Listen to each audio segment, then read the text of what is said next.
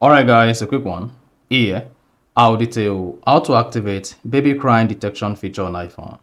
So if at the end of this you found this offer informative, please don't forget to like and then subscribe. Now the first one to do is go ahead and open the settings app, locate and click on accessibility. Once you selected accessibility, scroll down and click on sound recognition. So just keep scrolling until you get to sound recognition, then click on that. Once you selected that, go ahead and turn on sound recognition. Then should say the number of megabytes required.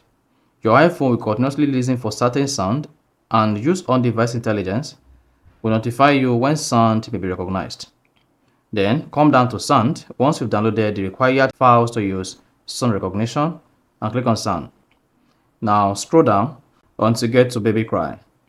Click on that and then turn on baby cry. If this is disabled, turn this on.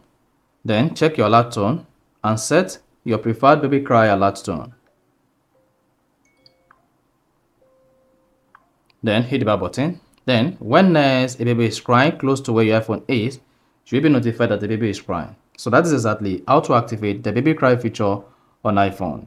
So if you found this offer informative, please don't forget to like and then subscribe.